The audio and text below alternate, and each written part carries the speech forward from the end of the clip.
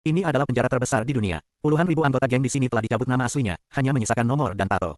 Ratusan orang dijejel ke dalam sel-sel kecil, satu-satunya teman mereka adalah lantai beton dan lampu putih menyilaukan yang tak pernah padam.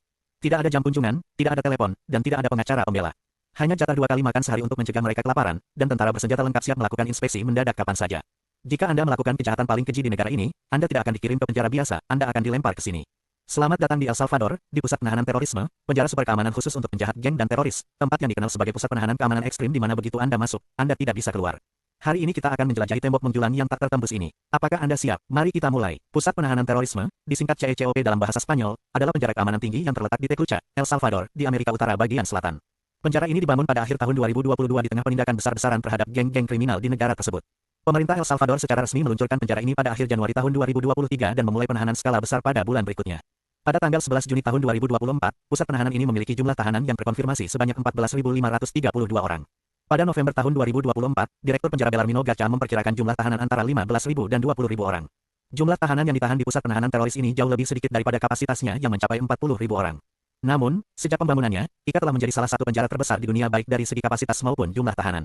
Sebelum pembukaan IKA pada tahun 2015, tingkat pembunuhan nasional El Salvador sekitar 106 per 100.000 orang, dengan lebih dari 6.600 pembunuhan terjadi setiap tahunnya. Ini setara dengan 1 dari setiap 1.000 orang dibunuh di negara yang relatif kecil ini, dengan rata-rata sekitar 18 pembunuhan per hari. Ini termasuk yang paling ekstrim di dunia untuk negara yang tidak sedang berperang, bahkan melebihi tingkat kematian di banyak medan perang. Oleh karena itu, ibu kotanya, San Salvador, dijuluki ibu kota pembunuhan oleh banyak media internasional dan lembaga penelitian. Dengan latar belakang inilah Sisika dirancang, yang meruntuhkan sistem penjara tradisional El Salvador yang korup dan mengubah sejarah geng yang mengarahkan pembunuhan jalanan bahkan dari dalam penjara. Pusat penahanan teroris ini sendiri mencakup sekitar 23 hektar, tetapi di peta, Anda akan menemukan bahwa ia dikelilingi oleh zona terkontrol yang luasnya melebihi 140 hektar. Lingkaran tanah ini bukan sekadar kosong, ini adalah zona yang sepenuhnya termilitarisasi. Siapapun atau kendaraan apapun yang ingin mendekati area ini harus mendaftar terlebih dahulu dan melewati pos pemeriksaan untuk verifikasi identitas. Untuk mencegah komunikasi antara penjara dan dunia luar, komunikasi di area ini dikontrol secara ketat.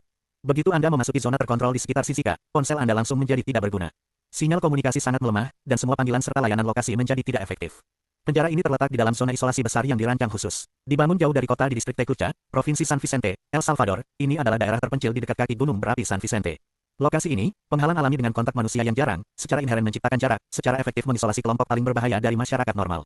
Inti dari area ini terdiri dari 8 blok penjara. Secara teoritis, area ini dapat menampung hingga 40.000 tahanan, dengan sekitar 2,4 hektar lahan yang didedikasikan untuk menampung sel-sel penjara. Untuk memberikan gambaran, menjejalkan 40.000 orang ke dalam lahan seluas 2,4 hektar berarti setiap orang hanya memiliki sekitar 0,6 meter persegi ruangan euro, kira-kira seluas kaki seseorang saat berdiri tegak. Lebih ekstrim lagi, pada April tahun 2025, para pejabat menyatakan mereka berencana untuk menggandakan kapasitas penjara menjadi 80.000 tanpa perluasan, yang pada dasarnya memperketat kepadatan penduduk lebih jauh lagi di dalam kotak yang sama. Secara spasial, logika desain penjara ini jelas, inti untuk mengurung dan memampatkan para penjahat, dikelilingi oleh cangkang pertahanan konsentris. Penjara ini telah dibagi menjadi 256 sel individu, dengan rata-rata sekitar 156 narapidana dijejalkan ke dalam setiap sel. Setiap sel, yang dirancang untuk mengakomodasi kebutuhan dasar lebih dari 150 narapidana ini, hanya berisi beberapa barang, deretan rangka tempat tidur logam 4 tingkat, tetapi tanpa kasur, spray, bantal, atau selimut, 2 toilet dan 2 wastafel, memastikan bahwa setiap orang dan setiap tindakan sepenuhnya terpapar pengawasan, tanpa privasi sama sekali. Sel-sel tersebut tidak memiliki jendela, dan kecuali yang menghadap lorong tengah, semuanya kedap udara. Meskipun tidak ada cahaya alami, pencahayaan buatan di dalam sel seperti siang hari, terus-menerus menerangi semua sel 24 jam sehari. Hal ini memungkinkan pihak berwenang penjara untuk melihat semua orang dengan jelas setiap saat, sekaligus menyulitkan para tahanan untuk melacak waktu dan menjaga jadwal tidur yang teratur. Setiap sel juga berisi 2 Alkitab, kamera pengawasan di atas kepala, dan penjaga bersenjata di luar. Seluruh ruangan dirancang untuk memaksimalkan pengawasan dan meminimalkan pergerakan serta privasi para tahanan. Bagi mereka yang dianggap paling merepotkan dan berbahaya, sel isolasi terpisah telah disiapkan, di mana individu-individu ini dikurung dalam isolasi, tanpa kontak langsung dengan siapapun. Ruangan kecil ini hanya berisi 3 barang, tempat tidur beton polos, toilet, dan wastafel. Para tahanan dapat dikurung di sini hingga 15 hari dalam kegelapan total, tidak dapat melihat tangan mereka sendiri. Hanya lubang kecil di langit-langit, terlalu sempit bahkan untuk dilewati kepalan tangan, yang ditutupi kawat berduri, memungkinkan sedikit cahaya masuk. Desain ini jelas tidak dimaksudkan untuk memberikan kenikmatan kesendirian, melainkan untuk memperparah hukuman dan penindasan melalui deprivasi sensorik. Jika dilihat dari luar, bagian luar penjara juga berlapis-lapis, dengan seluruh penjara dikelilingi oleh 19 menara pengawas yang berjarak sekitar 50 meter. Setiap sel pertama-tama dikelilingi oleh dinding besi setinggi 2-3 meter, kemudian dikelilingi lagi oleh dinding beton setinggi 9 meter dengan ketebalan sekitar 60 cm, dan akhirnya ditutup dengan jaring kawat magnetik setinggi 3 meter. Sel-sel tersebut dikelilingi oleh pagar listrik 15.000 volt, dan tanahnya ditutupi dengan kerikil euro, bukan untuk estetika, tetapi untuk mempersulit penyembunyian jejak kaki. Sistem kelistrikan terdiri dari beberapa sumber daya yang saling terhubung, memastikan penjara dapat mempertahankan daya bahkan jika terjadi pemadaman listrik mendadak atau serangan. Penjara ini juga memiliki waduk air, yang disuplai air setiap hari melalui sistem pipa bawah tanah yang relatif independen, cukup untuk menopang operasi selama seminggu tanpa gangguan eksternal. Ini juga untuk mencegah sabotase eksternal terhadap sistem penjara melalui metode seperti peracunan. Desain pertahanan berlapis-lapis ini memiliki tujuan yang jelas, satu lapisan mencegah pelarian, lapisan lain memastikan. deteksi dini, dan kemudian ada ruang interior yang sangat sempit dan hampir tidak dapat ditembus. Dengan kata lain, para tahanan tidak hanya dikurung di dalam sel, mereka pada dasarnya terhimpit ke dalam oleh seluruh bangunan dan medan, lingkaran konsentris dalam ruang kurang dari 0,6 meter persegi, yang mengoperasikan kompresor tahanan ini. Cekol sendiri seperti pangkalan militer kecil, menampung sekitar 600 tentara dan 250 petugas polisi dalam shift 24 jam. Beberapa media memperkirakan bahwa kasus yang melibatkan 40.000 tahanan ini mewakili sekitar satu petugas bersenjata untuk setiap 40 tahanan. Mereka memiliki lebih dari sekadar 5. Penjara ini dilengkapi dengan senapan militer kaliber 56 dan senjata peluru kaliber 12, serta satu set lengkap perisai anti huru-hara berbahan karet, helm, dan perlengkapan pelindung untuk menekan kerusuhan. Melalui rekaman media, kita dapat melihat bahwa penjara ini memiliki gudang senjata sendiri, yang berisi berbagai senjata api untuk menghadapi berbagai situasi. Berbeda sekali dengan para narapidana, para penjaga dan staf memiliki ruang makan, ruang istirahat, dan pusat kebugaran sendiri, memastikan bahwa para penjaga dapat menjaga kesehatan fisik dan mental yang baik selama shift kerja mereka yang tidak terganggu. Area-area ini ditandai dengan jelas dari area yang tidak boleh diakses oleh narapidana. Siapapun yang ingin memasuki penjara, baik staf maupun pengunjung, harus terlebih dahulu menjalani pemeriksaan tubuh dan pemindaian sinar X seluruh tubuh. Bahkan upaya untuk menyembunyikan barang ilegal di dalam tubuh mudah terdeteksi. Sebelum teknologi ini ada, beberapa penjahat yang ditangkap akan menggunakan anggota keluarga atau anggota geng untuk menyelundupkan berbagai barang ke dalam penjara melalui mulut atau rektum. Oleh karena itu, semua barang pribadi dipindai, dan benda logam, benda tajam, bahkan dokumen kertas, dan bahkan cincin dilarang dibawa masuk. Untuk memasuki sel, pemeriksaan tersebut dilakukan berulang kali, melewati beberapa pos pemeriksaan untuk memastikan keamanan mutlak. Petugas medis penjara tinggal di dalam tembok penjara, dan hampir semua perawatan medis dilakukan di dalam. Ini juga merupakan bentuk kontrol, para tahanan praktis tidak memiliki alasan untuk dipindahkan keluar, mengurangi kemungkinan pelarian yang tidak disengaja atau kontak dengan orang luar selama pemindahan. Hanya 1 tahun sebelum penjara ini dibuka, pada tahun 2022, hanya dalam 3 hari dari tanggal 25 hingga tanggal 27 Maret geng-geng El Salvador membunuh setidaknya 87 orang di seluruh negeri, dengan 62 orang tewas pada tanggal 26 saja. Itu adalah hari paling mematikan di negara itu sejak berakhirnya Perang Saudara pada tahun 1992. Beberapa peneliti berpendapat bahwa gelombang pembunuhan ini kemungkinan besar merupakan kekerasan pembalasan setelah runtuhnya perjanjian gencatan senjata rahasia sebelumnya antara pemerintah dan geng-geng tersebut. Menghadapi pembantaian sebesar ini, pemerintah memilih untuk mengalihkan seluruh negara ke mode perang. Kongres dengan cepat mengesahkan apa yang disebut keadaan darurat, yang untuk sementara membekukan beberapa kekuasaan konstitusional, memungkinkan militer dan polisi untuk melakukan penangkapan massal terhadap anggota geng yang dicurigai tanpa proses peradilan normal. Dalam 7 bulan berikutnya, sekitar 55.000 orang dipenjara. Pada saat Jecut diterapkan pada Januari tahun 2023, pemerintah mengklaim bahwa lebih dari 60.000 penangkapan telah dilakukan, 2.000 tersangka anggota geng ditangkap. Penjara-penjara yang sudah penuh sesak langsung kewalahan oleh puluhan ribu narapidana baru ini. Dengan latar belakang ini, Presiden Buckley mengumumkan pembangunan penjara mega baru khusus untuk menampung mereka yang ditangkap dalam perang geng ini. Ini kemudian menjadi Jecut, sebuah pusat penahanan teroris. Dibangun oleh 3 perusahaan dengan biaya sekitar $100 juta, ini bukanlah fasilitas pemasyarakatan yang direncanakan secara bertahap, melainkan penjara super yang dengan tergesa-gesa dibangun di bawah tekanan ekstrim akibat 87 orang tewas dalam 3 hari dan puluhan ribu orang ditangkap secara bersamaan. Masuknya narapidana dalam jumlah besar. Pada saat itu, militer dan polisi melakukan penyapuan jalanan besar-besaran dan blokade komunitas. Orang-orang dihentikan dan diinterogasi baik di jalan, di depan pintu rumah mereka, atau di tempat kerja. Siapapun yang bertato, tinggal di lingkungan berisiko tinggi, atau dituduh oleh tetangga dapat dibawa pergi sebagai tersangka geng. Setelah ditangkap, sebagian besar awalnya ditahan di sel tahanan sementara di kantor polisi setempat atau penjara tradisional lainnya sebagai ruang transisi. Mereka yang ditahan di CECOT tidak dibawa satu persatu dalam kasus-kasus terisolasi, melainkan dipindahkan dalam kelompok besar yang terdiri dari 2.000 hingga 4.000 orang. Selama periode ini, pengacara memiliki sedikit kesempatan untuk turun tangan, dan bahkan keluarga mereka pun tidak diberitahu. Sejumlah besar dari mereka dikirim langsung ke sana melalui proses hukum yang terburu-buru, tanpa pernah menerima persidangan yang sebenarnya. Dengan kata lain, di bawah status luar biasa El Salvador, Anda tidak perlu memiliki bukti kejahatan. Jika Anda tinggal di lingkungan yang salah, memiliki tato yang berhubungan dengan geng, atau diidentifikasi sebagai anggota geng, militer dan polisi dapat membawa Anda dari kenyamanan tempat tidur Anda. Selanjutnya, Anda akan dijejalkan ke dalam sel tahanan kantor polisi yang penuh sesak. Setelah sidang kelompok singkat, Anda ditandai sebagai tahanan preventif oleh hakim dan dipenjara di CECOT menunggu persidangan tanpa akhir yang terlihat. Video promosi resmi menunjukkan para tahanan dilucuti pakaiannya hingga hanya mengenakan celana pendek putih, tangan diikat di belakang punggung, berlari tanpa alas kaki dengan kepala tertunduk, dikawal kebas oleh tentara dan polisi, dan kemudian ke pintu masuk CECOT. Jadi, seperti apa kehidupan sehari-hari bagi mereka yang cukup beruntung menjadi tahanan di sini? Semua tahanan mengenakan seragam putih bersih, dan rambut mereka dicukur hampir sampai ke kulit kepala setiap 5 hari. Tidak ada gaya rambut, tidak ada gaya pakaian, semuanya dihilangkan kecuali ciri fisik dan tato yang mewakili geng. Tahanan difoto, diambil sidik jarinya, dan diberi nomor saat tiba. Mereka dikategorikan menurut tingkat bahaya geng yang ditentukan pemerintah, jenis kelamin, dan apakah mereka warga negara asing, dan ditempatkan di sel yang berbeda. Ini membuat setiap orang dalam rekaman pengawasan menjadi titik putih yang mudah dikenali dan dilacak. Ini juga merupakan sinyal yang jelas bahwa Anda bukan lagi individu dengan penampilan dan kepribadian yang berbeda, tetapi hanya nomor yang dikelola secara seragam. Dalam hal waktu, kebebasan juga dibatasi seminimal mungkin. Tahanan hanya diizinkan 30 menit sehari untuk meninggalkan sel mereka. Sejak saat mereka bersiap untuk meninggalkan sel mereka, mereka diborgol dan dirantai sampai mereka masuk kembali dan menutup pintu sel.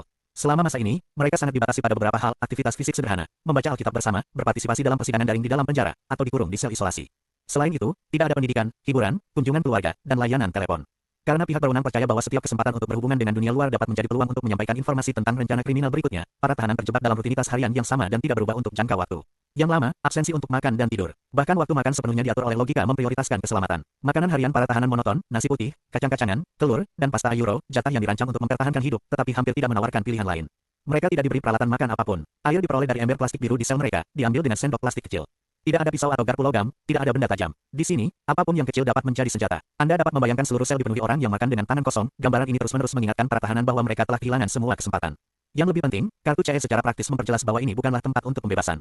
Pemerintah El Salvador telah menyatakan secara terbuka bahwa mereka tidak berniat mengizinkan tahanan kartu CE untuk kembali ke masyarakat.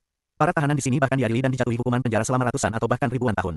Di hadapan media, Menteri Kehakiman dan Keamanan Publik menyatakan secara terbuka bahwa orang-orang di sini tidak akan pernah kembali ke komunitas asal mereka. Karena mereka pernah menganggap diri mereka sebagai dewa, mengendalikan hidup dan mati orang lain, mereka sekarang harus berada di sini untuk memohon pengampunan Tuhan. Dengan demikian, pihak berwenang secara eksplisit menolak rencana apapun bagi para tahanan untuk diintegrasikan kembali ke masyarakat atau dipekerjakan kembali. Ini juga berarti bahwa, dalam logika desainnya, kartu CE bukanlah sistem yang berupaya mereformasi penjahat, tetapi mesin waktu yang secara permanen mengisolasi dan menyegel mereka. Mulai dari seragam, gaya rambut, dan diet hingga jadwal harian, hak pribadi, dan masa depan, setiap tindakan mengarah ke titik yang sama.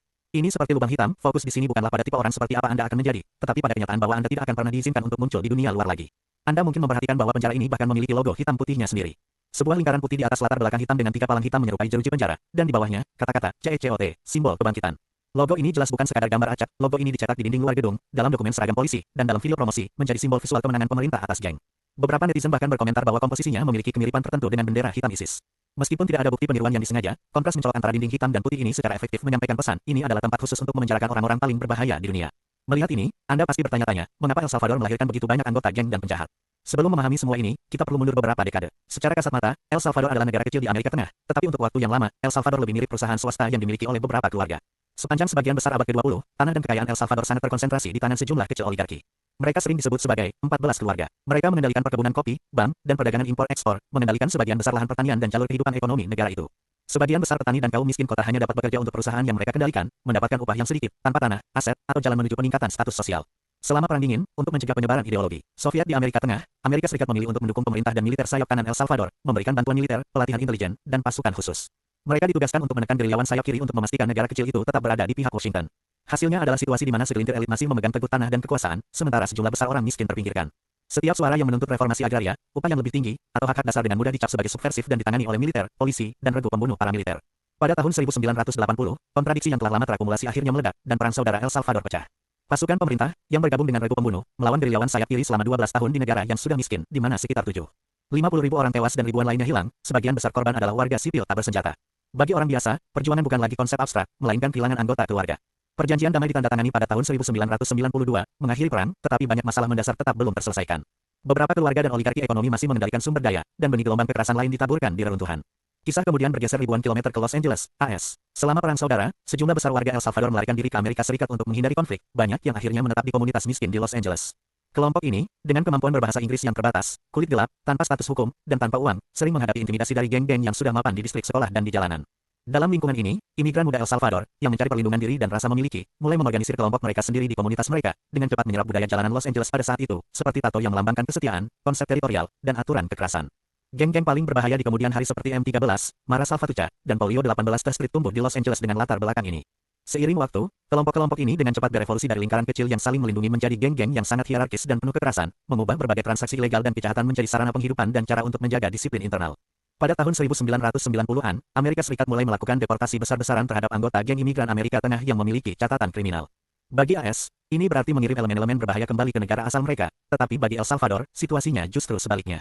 El Salvador pada dasarnya menerima sekelompok pemimpin geng yang terlatih di jalanan Los Angeles, membawa serta budaya geng yang lengkap, teknik kekerasan, dan pengalaman organisasi, dan langsung dilemparkan ke dalam masyarakat pasca perang yang masih dalam masa pemulihan, miskin, dan tidak tertib.